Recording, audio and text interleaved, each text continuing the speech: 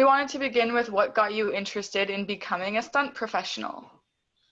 Well, it's a long story, combination of things. I did a lot of extreme sports growing up. I used to perform or compete in jet ski freestyle, stand-ups, racing, did a lot of dirt biking, motocross, and then the car stuff, go-karting. And when I was young, I grew up in Europe and driving before I was supposed to, but anyway.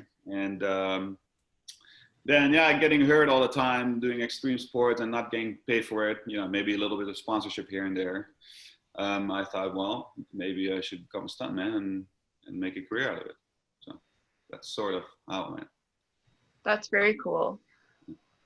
How did you get into the industry of doing stunt driving and just stunts in general for movies? Because that seems like a pretty cool job, and I don't know where to apply for that. Yeah, no, it's a long process, but yeah, it's been a dream job come through for me, and I get excited to go to work every time I get a new gig. So what happened was when I was younger, I got asked to do this photo shoot, and so I got into a little bit of modeling, and that led to acting, because that was, modeling was boring to me. And then so I'm like, I landed this commercial for General Motors, which shot in Calgary. So they flew us out there, and I played this gas station attendant. And the other guys and girls, because there's a lot of great stunt female drivers in our industry too, were driving the cars around. And I'm like, well, that looks like a lot more fun than what I'm doing. So I actually took a stunt driving course. And I did really well at it, and actually started working for the school, and sort of fell into business that way later. That's very cool. It seems like you've done a lot of cool things in your career. Yeah, I've been privileged to do some cool stuff. That's awesome. Could you discuss some of the dangers of what you do, especially in stunt driving? Yes, well, there's many, accidents can happen. Of course, we try to minimize the risk, but I mean, we jump cars, we blow them up, there's fire involved, there's crashing, and then of course all the cast and crew around it. There's a safety issue there that anybody can get hurt if something goes wrong, and then which could be anything from equipment failure to mistakes do happen, right? So. Yeah, absolutely. How do you plan a stunt that looks like it's done on a public street? Well, there's lots involved, actually. We do all kinds of pre-production meetings before we start filming. So, and that includes anything, all the departments, anything from, site visits to have a look at the actual space, where we're going to do it, any, dangers like posts,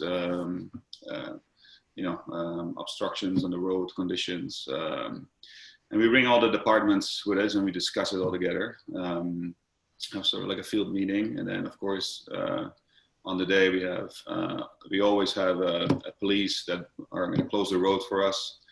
We have an ambulance on site for any injuries that might occur. We have, most of the time we don't use them, and we like to not use them. Yeah, there's a lot involved, and always, our first focus is safety for all cast and crew, and people are involved. So. Absolutely, very different than what happens on the public streets with illegal stunt driving. Yeah, absolutely. Have you ever been injured or seen someone get injured on set? Knock on wood. Luckily, I haven't experienced major accidents. I have seen some, guys or girls that get thrown around and get knocked the wind out of them, and concussions, that kind of stuff. Luckily, I've known some friends that have gotten hurt really bad, and luckily have recovered from their injuries. But yeah, it happens. It's just it's part of the risk we take doing the job. Myself, luckily, I haven't had any major issues. Some bumps, bruises, scratches on a regular basis. I have my bigger injuries have been offset training, practicing, that kind of stuff. So I'm sure that can be scary, but I'm glad that you have everyone there. How would the same situation be handled on public streets? the same situation as. So, like, say doing like the stunts that you do, but just people who are amateur drivers or doing illegal street racing. If, say, if an injury that happened to you or the other colleagues that you have, if that happened to them, how would that be different? We are prepared, right? We call it calculated risk. There's always risk assessment. There's always, what can go wrong in this scenario, and we try to stay away from that or minimize it. So we come prepared with safety equipment. If a car on a regular road gets into a crash, for one example, we put a small fuel cell in the car that only has a small amount of fuel. Our cars are way differently equipped than a regular road car. What is your opinion on illegal street racing? I think it's dumb. It's dangerous. You're harming other people. It's selfish, and it's dumb, really. Fair. What is a risky stunt that you've done that was actually a calculated risk because it was planned safely? Well, all of our stunts are, depending on the difficulty and the size of it, but they're all talked about. And when we do the bigger stunts, we do rehearsals, we test out equipment. We did a crash on Triple X with Vin Diesel, where I got hit from behind by another vehicle. Then that vehicle gets hit but from behind by another vehicle, like a huge crash, which was filmed in different segments. We do practice run-ups, we practice speeds where we drive next to each other as opposed to behind each other, the timing with the camera. And then again, the cars are prepared to take the hit. So, take the fuel cell out. We put a roll cage in so we can put a 5-point safety harness in, which is way better than a regular seatbelt, safer. We put our protective equipment on, like knee pads, so if we hit the dash, we don't get hurt. Helmets, neck brace. We wear fire retardant underwear or even a suit in case of a fire that, your clothes don't go up in flames. So there's many things. Wow, that's a lot. Mm-hmm. What are some of the risks people don't normally think about when illegal street racing? Well, I think the biggest risk is the other road users. I think driving is a privilege and a freedom that we have, and that many people take for granted. But yeah, the biggest risk is, I got 2 young kids. My wife drives. Like, what if somebody comes flying out at high speed unexpectedly and, takes them out? I think that's the biggest risk. I mean, if somebody takes the risk of speed and gets in an accident and crashes into a guardrail or a wall or in the ditch, that's the risk they take themselves. But it's the other road users that really is, to me, the biggest risk and factor. And they might have friends in the car that they're taking their lives in their hands as well, right? So for sure, I totally agree.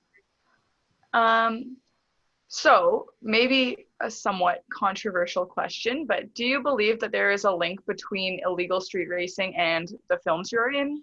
Because sometimes people are like, oh, video games and Fast and Furious, stuff like that, contribute to how these people are driving on the road. So what do you think of that?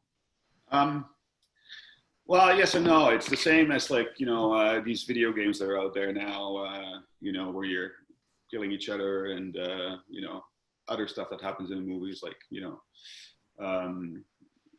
machine gun shootings, like, so, that's up to the person, I think. But I don't think when I see a movie where there's cars chasing each other at high speed on the highway, that let's go outside now and do the same thing. So it's For sure. A little bit of both. Yeah, absolutely. So you did already kind of touch on this, but what sort of safety equipment do you use while performing that isn't available to street racers? I think most of it is available to anybody. Like you can go out and research, and there's many things we use for our safety that some things are just bought in a sports store, like my knee protectors, shin protectors, for example. They're just like a baseball protector. So it's just the I guess not knowing or realizing or not having the experience that it makes a difference. And all of our stuff that we do to all the things that we do to our vehicles too is it's something we learned from generation and generation through stunt performance that is knowledge, but it's not necessarily unavailable to general public or That's an interesting take. I didn't think of it that way, but that's very true. So again, you have already touched on this a little bit, but can you talk more about how the vehicles are modified in terms of safety for professional stunt driving? Yeah, so like I said before, like a fuel cell is something we do, and then we put it different locations depending on where the impact's going to be. We also remove airbags, very important, because when we crash into something, we want to be able to still see, and instead of having a big balloon in front of your face. The seat belts is a big thing. So a 5-point harness, which is attached to the frame of the car. What else? Roll cages. If we're gonna, roll a car or jump it, we put weld a big cage with a steel tubular frame inside. What else? We modify cars where sometimes we have the driver goes in the back seat, or we set up a separate steering control system with a video screen so the actors can be in the car. So there's all kinds of different setups for different scenarios. That's very cool. And illegal street racers don't have that. No, they don't. Absolutely not. And they also, not wearing any protective equipment. Helmet, very important. Helmet, protect your head and stuff like that. So it's a big difference. Big difference. Absolutely. Speaking of the illegal street racers, is there any advice that you would give to illegal street racers or people who like to do tricks on public streets with their cars about how they could pursue their passion in a safer environment? Absolutely. I have done so much training over the years, and trust me, I love speeding cars, man. That obviously, and it's so much fun to do. However, there's many ways you can do it than not on the street. You can go to a go-kart track, which is so much fun. Take your friends and try to, beat each other. There's, track days that you can go to, bring your car, and it's a way safer environment, and you can go all out, have fun, go fast, and not worry about getting a speeding ticket, or more important, so hurting somebody else, right? And it's actually cheaper, believe it or not, than to pay for a track day than to get that speeding ticket. Wow, that's very good to know. So most professional drivers that we've spoken to say that they feel safer on the track, or in your case on set, than on the street. Do you feel the same? And if so, why? Yeah, absolutely. First of all, at a track, you'll have safety personnel handy, or on set too, like if something would have to go wrong. We have somebody there right away to help you out. Whereas if you're on the street, well, yeah, we can call 911, but it might be too late by the time they get there. And also, especially when we're on set, driving, doing a car chase, for example, we have a whole team of professional drivers, which, you know, they know how to react if something goes wrong. They know what to do in case, you know, somebody, you know, whether it's equipment failure or a mistake or somebody doesn't remember. We know how to react to each other, and we know how to avoid accidents as opposed to, you know, somebody with no experience, not knowing what to do or panicking, for that matter. So absolutely, tracks and closed sets where we practice and or perform is what, you know, makes me feel way better. Yeah, absolutely. Is there anything more we could do to stop illegal street racing? Yeah, it's tough, but I think you know, showing people that there are different venues and opportunities they can go to and play safely, and you know, maybe get educated.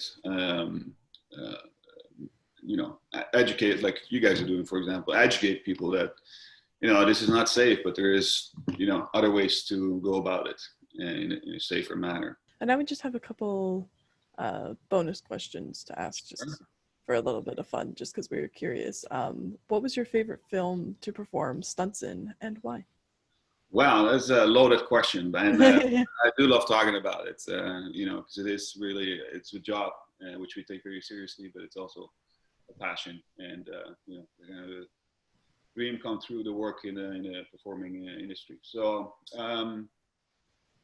favorite movie I worked on. That's a tough one. I worked on a movie called Brick Mansions, which was shot in Montreal with Paul Walker. His last movie. Oh wow! Before he passed away, unfortunately. But yeah, there was just a lot of car stuff on it, like chases, and he was just a real pleasure to work with as well. Like, he was really, you know, in between takes, we'd sit and chat, you know, about car-related stuff mostly. But so that was, yeah, and we had a real good team of drivers, and it was just a ton of fun. And, you know, slide around corners and, you know, burn some rubber. That's awesome. So that was one that really sticks out, but there really isn't necessarily a favorite one or a favorite actor. You know, there's so many great experiences, which, you know, I'm thankful for, but that'll be one that stands out for sure. Hard to pick favorites. Yeah. Sometimes, yeah. So one of our questions is, who is your favorite celebrity you got to work with? But you said that you don't really have a favorite. No, but I'll run a few by. Suicide Squad we shot here in Toronto was really cool. Like, Will Smith was, you know, him being one of the probably the most famous ones that I worked with, and he was just a real nice man too. And what was cool, what happened one day at lunch, everybody just goes to have lunch, and he had this private little tent for him and the family, and had like a pool table there to play, and a couple of a little DJ set up there too. And I was just minding my own business, having a coffee, and I was sitting close by, and Will started freestyling. He did some rapping and stuff, which is really, really cool. That's super cool. Like my own personal concert. But there's guys I doubled, like John Lithgow, Cole Hauser, Neil McDonough, who's also a really, really nice man. Jeff Taverne is a local Toronto actor who I doubled on Christmas Chronicles with. That was a couple years ago, and yeah, he was a real pleasure to work with too. And yeah, so there's many stories. That's so awesome to have all those stories to share with people. Yeah, it's fun. And our last one is, when you're like stunt driving, what has been your top speed? Well, that's an interesting question too, because we don't really necessarily go all that fast when we shoot movies. The fastest I've been is probably on a racetrack where I used to live in Europe, and on the German Autobahn where there's no speed limit, and people are more educated drivers in Europe because the how to get your license. The educational system there is way better. Yeah. So that's probably the fastest I've been, is on either on a German autobahn or on a racetrack, in excess of 200 kilometers an hour. But when we shoot movies, we don't go as fast. We use, camera angles and the speed at which we shoot at, to make it look faster. And yeah, for sure. It does look super fast when you see it in movies. That's why I was surprised by your answer. Yeah, no, there's a lot of trickery going on. I mean, some scenes we do drive fast, but it's never really more than 100 kilometers an hour. We do, 60 to 70, 80K and make it look fast. So, and then for some of the maneuvers we don't really need that much speed. Like when you see somebody sliding around the corner, you're not going 100 miles an hour, but it looks fast and it looks impressive, right? So, and like the weaving of the cars in and out. So yeah, we don't really street race all that much. I mean, safely on set as well. Yeah. So yeah, and that's the other thing that drives us nuts, is they call it stunt driving. Like, discharged should not be called stunt driving. It's excessive reckless driving, but it's not stunt driving, because stunt driving is done by professionals on a closed course. Absolutely, and that's what Tanya and Shane were telling us. And until they brought that point to our attention, we didn't really know that, but it totally makes sense. And we're trying to think of a better name to call it, because we're calling it that because that's what the government calls it, but legislation should change to call it something else, because as you say, like, it's really not right to call it that, because it's not stunt driving. It's dumb, as you put it before.